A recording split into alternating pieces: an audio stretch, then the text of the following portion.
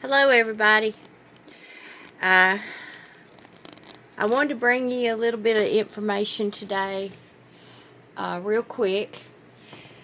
I've got a lot of new subscribers and they have not seen previous videos. I've got dozens of videos on the harvesting, the leaf drying, the decoction, all of those things with the wild lettuces. I've got dozens of them. I've been working with this plant for 2 years. My original videos, I was not as knowledgeable, and I correct those things as I go along. And now, at this point, I'm reading scientific research, chemical studies, and nutrient studies on the plant because I'm absolutely fascinated with the plant for one thing. Now I want to touch on something. I saw a video recently that was talking about how the domestic lettuce that you can buy and put in your garden is the same. Well, it is in the same plant family, but it is no longer a wild lettuce and has lost a lot of its benefits, certainly the ones that most of us are looking for in the pain relief area.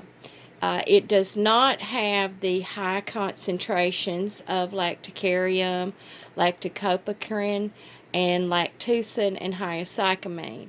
It just simply doesn't.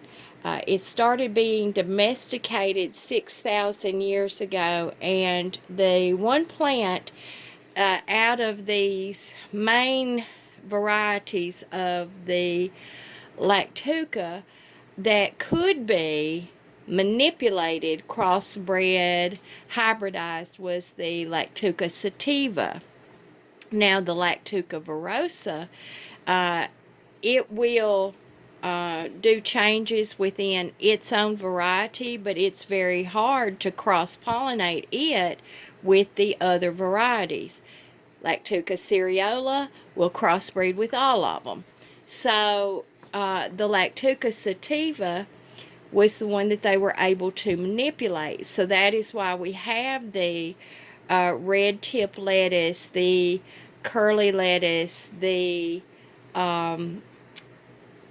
iceberg, the butter crunch, all of those lettuces.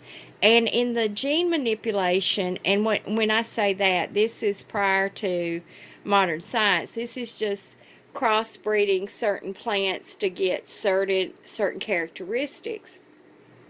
It no longer has those types of benefits. Now it's a plant that's got good nutrients to it, but it is not like the wild lettuces that we want to use now.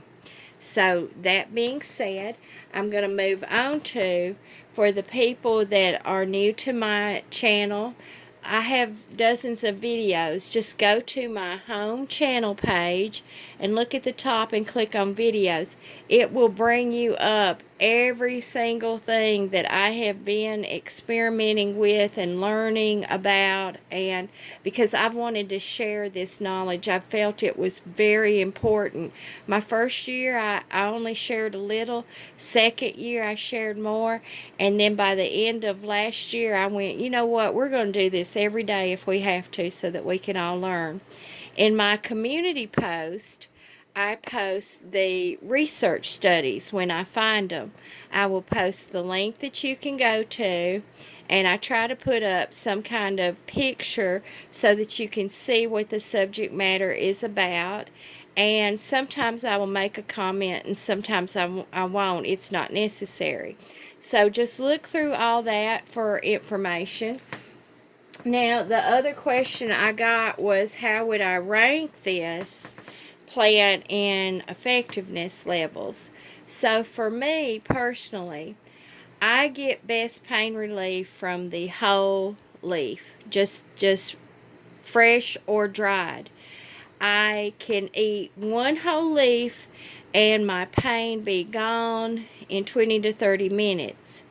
Now, even dried, I've got a video on that. I have a little bag that now I've put them in Ziploc bags. I have one in every vehicle, and I have one in my purse and one in my work bag.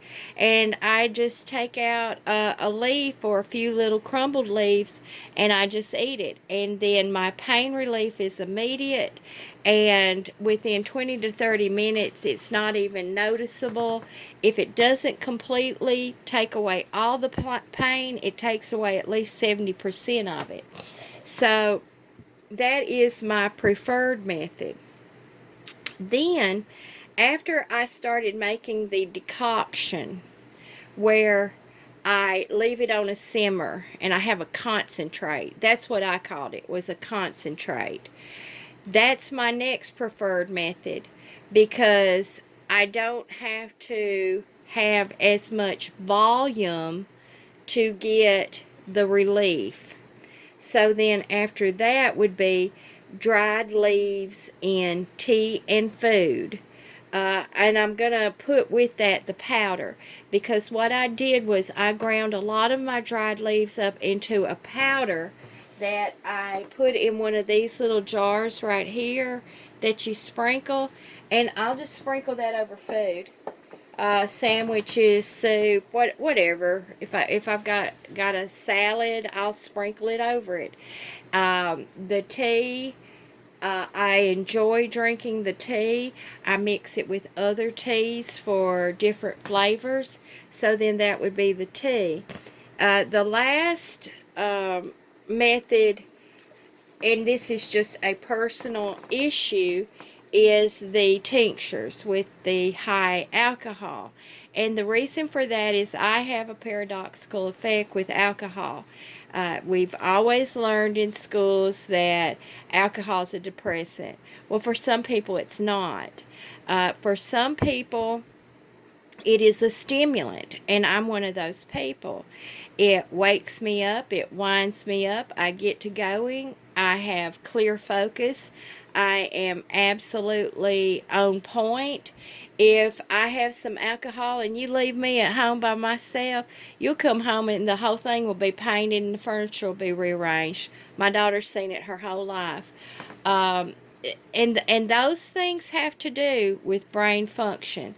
I think it has to do with my Parkinson's onset, but it could be something different, because I've been like this my whole life, with the alcohol being a stimulant for me. So those are brain chemistry issues. So that's just my ranking of my personal preferred method. Now for you, it may be different. Now I haven't smoked it because I don't smoke because of my asthma. Now I do have a video on where I take the ooky leaves, the brown withered leaves or ugly leaves off of the plant, the same ones off of the mullein plant, and I put them in a little ashtray like this, and I will light it and burn it. And I will stand over it and I will waft it up to my face and I will inhale, and as long as I can. I don't usually last very long. And then I will actually let this burn and let it scent my whole house. It's got a very nice woodsy smell to it. So, but if I have friends that have smoked the leaves, and they say it's a very gradual onset.